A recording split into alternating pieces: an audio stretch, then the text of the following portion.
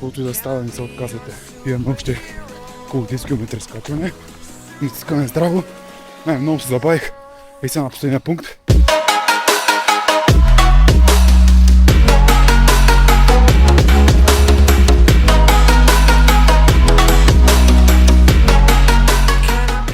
Могат лека по лека да заповядат преди старт финала, където започва и проверката на участниците. Заграйте! За всички участници на 44 км пред старт финал в дясно ще видите дамите, които ще направят проверката на 44 км участниците. дистанция.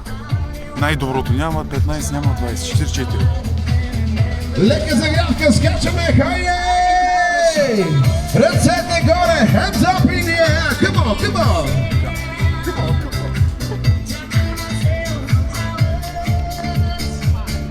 Какво искате да кажете на феновете и вашите почитатели? В коментарите с кое състезание ще откриете тази година сезона на трейлбегачите в България. Значи хора, имах 2 месеца подготовка, което е нищо. Аз първо откривам сезона, сега ще видим какво ще направим като време. После ще сме се видим и в Търново утре. И така, реално днес ще го ползвам за тренировка състезанието, да си видя напредъка за 2 месеца и да си направя някакъв анализ, нали, както да продължа с подготовка и като цяло за самия сезон, като да тръгна. Така. И това ще бъде и селекция за Европейското първенство по оффроуд.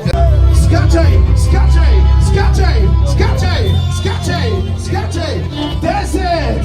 9! 8! 7! 6! 5! 4! 3! 2! 1!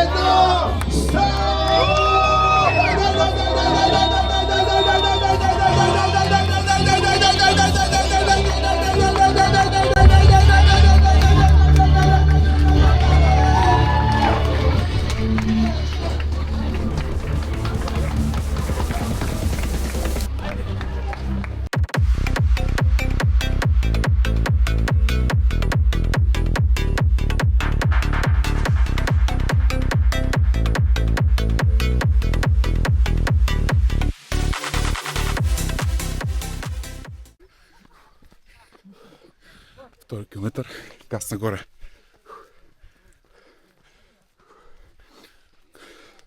Трябва да минем Калояновия връх.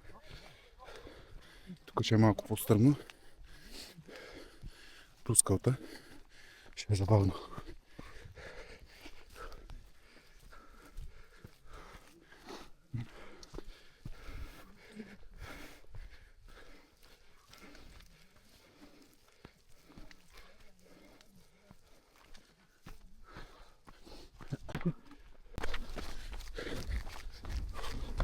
Гоним 5 км. Има едно, предполагам, леко спускане. И малко след това изкачване. И спускане така.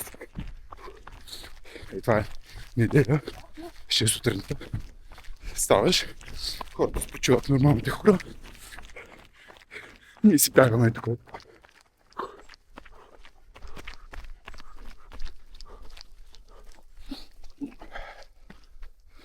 Пак се раздаваме тук. Кълта е много. Ще да се оттепя там, ама не е късно да падна. Ама ще стана и ще продължа.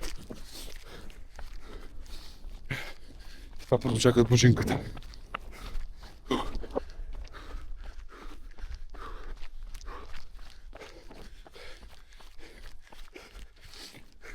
Минавам пъсето. Не знам дали приближаваме Калоянов връх. Ще разберем. След това имаме още около 10 км скачване по полегато. И после на 24 км ще беше започва само спускане до 40. Поне аз така разбрах от маршрута, който гледах в сайта.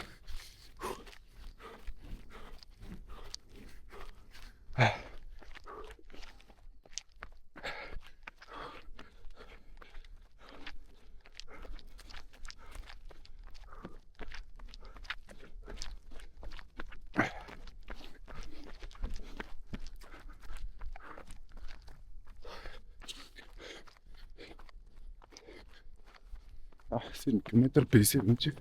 Добре се движим. Още не съм пил вода, ама скоро почвам. Трябва да се хидратираме. Да, официално с това купче, което ще видите. Възраждам канала. Очаквайте готини състезания, преживявания. Тук там е може би някой блок.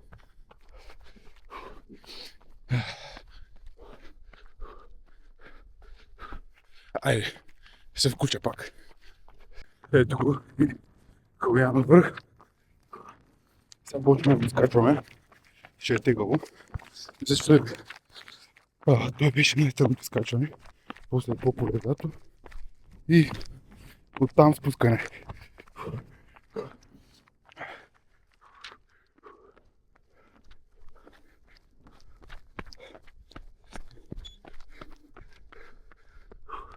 Айде, почна са. Мъките дойдоха. Ама ние сме тренирали. На здраве. Корави, газ. Няма отказване, ей.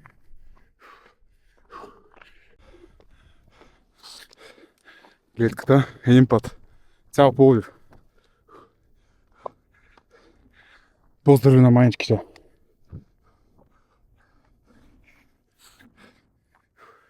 Изкачването пак е съм. Страхотно. Тренировка.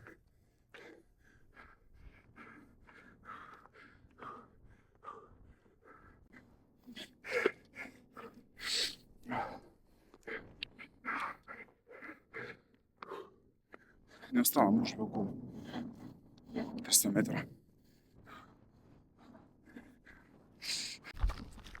Сега приближихме на 14 км пункта.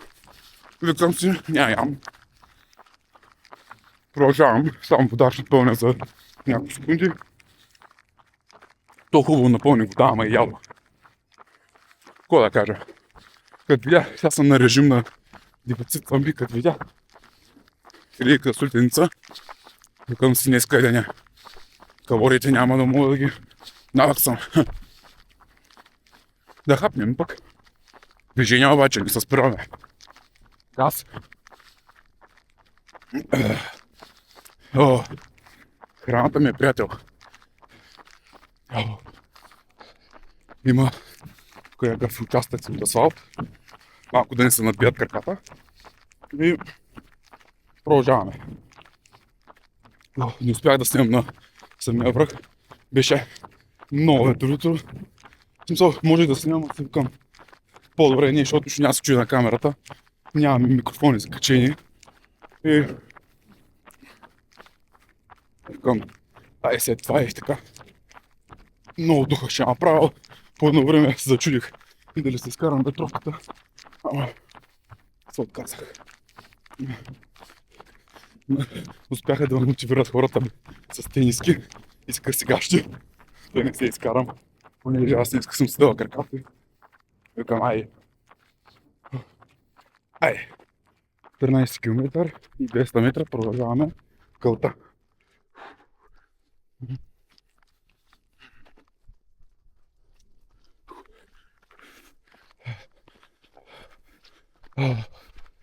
Пак кал. Едно матраче тук, ако ти трябва да си излегнеш така да се починеш, докато бягаш. Малко я разпуснеш. И сега почва още малко има и почва по-етапно изкачване.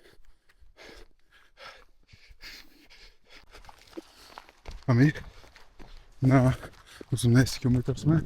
Имаме още един до пункта Хижа Здравец. После оттам сме 5 км по мои изчисления напреди. Обръщаме на Студенец, не съм сигурен как се казваше. И обратно. Не снимах, защото имаше изкачване и просто нямаше как да комбинирам камерата с щеките. Ама тук сега малко по-леко и да направим апдейта. Добре се движим. доволно. Като си има преди, че докато приключи Зора има още 5-6 км.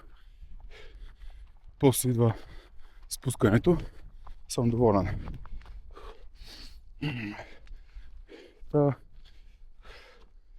Хубаво е. Хубаво е. Дали бих препоръчал, още не мога да кажа. Нека ми се заедно и ще ви споделя. И продължаваме.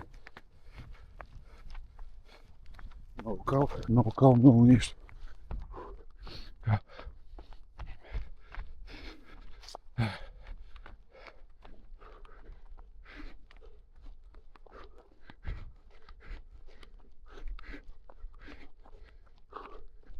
Значи напоследък да ви споделя, слушам вместо рок, слушам яко техно. Направо главата ми гръмна. Мога и аз да гръмна. И сърцето ще гръмне.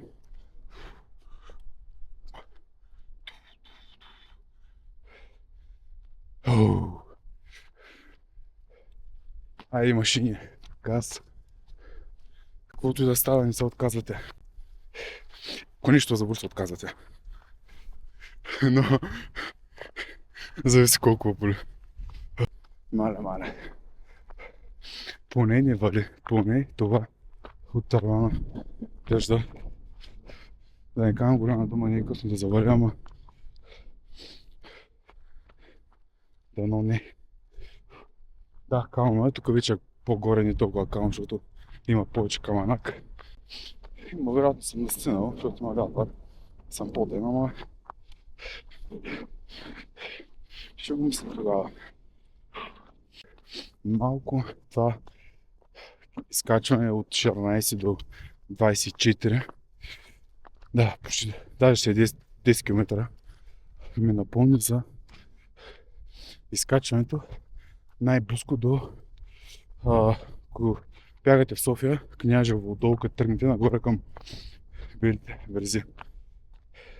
Нещо подобно е. Нали, да помогна на хората, които са бягали там, искат да правят. Ай, продължаваме. Вече отиваме към предпоследния пункт. Добре се чувствам. Виждам се. Имаше доста сняг горе, тук има малко, но горе си имаше поне едно между 5 и 10 см. Сняг, кал.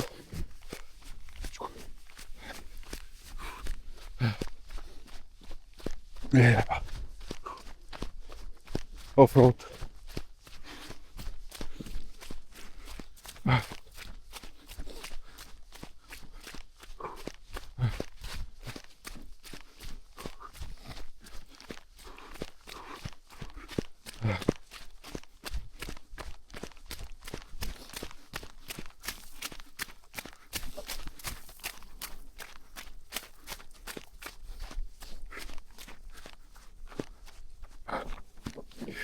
Имаше изкачване до 24-ката, както го казах.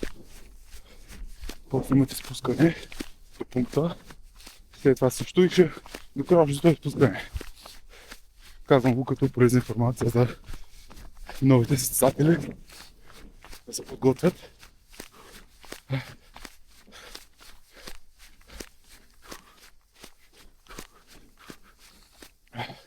Търсило сега е супер. Сега вярвам, че има небегаема част, няма как. Се някой може да бегаема. За подрастващите ни. Ртопи планини.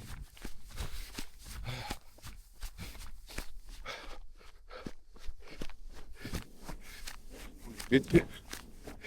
Има изключени хора, които се разхождат просто. Но къвто определено не липсва. Яко е. Яко е да излезете от зоната на комфорт, да се разпишете и да действате. Не само да стоите и да дебелите и да бездействате. трябва да започне променада. Променада е от вас.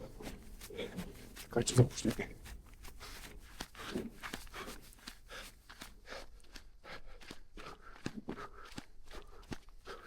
Ей, после.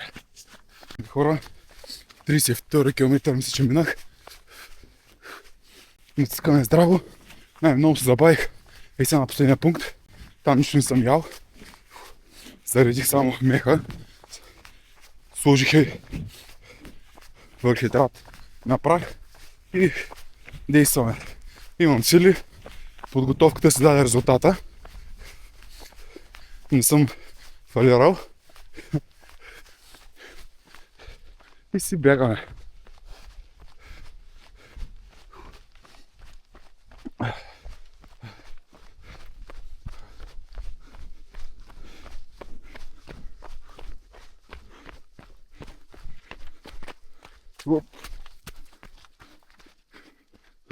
Остават още 11 км. Един час мисля, че ще ги взема. Може и по-малко. Не знам колко е спускането. Ако има спускане, ще ударя бързата крачка, ама ще видим.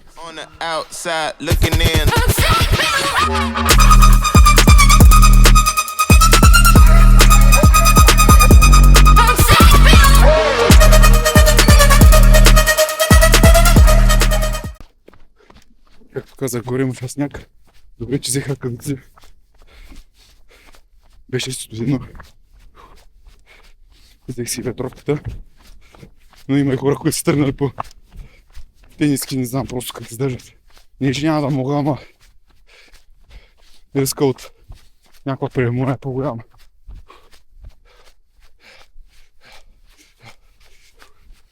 Действаме.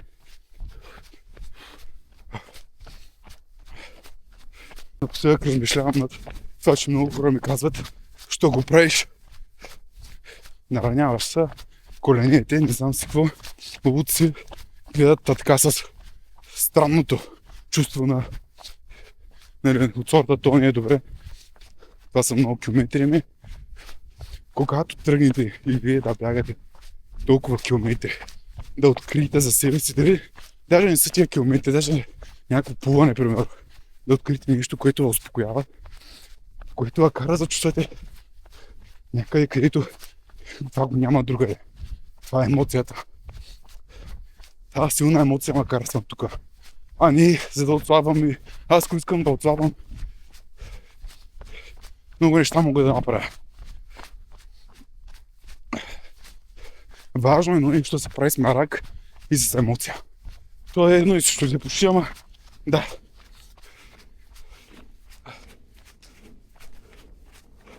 Затова съм тук. Да, чукам си колените, моите проблема. Няма да ме разберете. Хората като нас, които спортуват на пълни оборот, никога няма да ме разберат. Другите хора свикнали по-нормалните на масата, без никаква дисциплина. Пиене, пушене, ядене на корем. Да, и аз ям много, но си има граница и така нататък. Важно е да се движите, никой не е казал да си спортист, да правиш 4 тренировки фитнес, 6 бягане и така нататък. Движението е важно. Движението.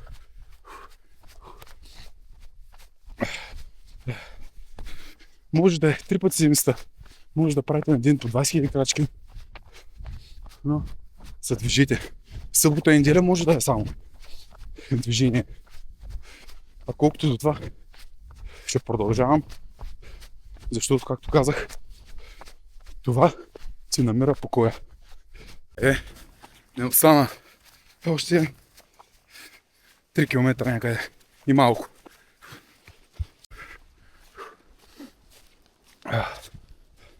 Бах накрая има и леки такива, да знаете, последните 4 или 3 км, да, 3 км има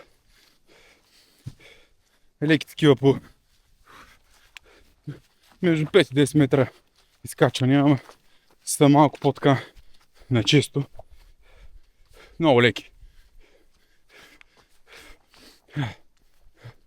Аз карах малко магнези да едно шотче, да не взема да крампирам баш накрая. И продължаваме. Добре е положението. Добре. Доволно. Още малко. Хайде.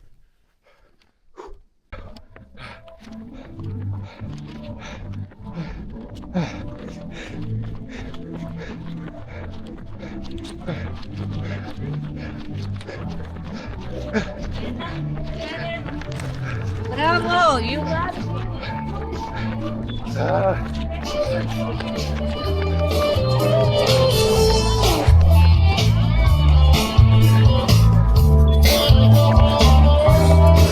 Благодаря.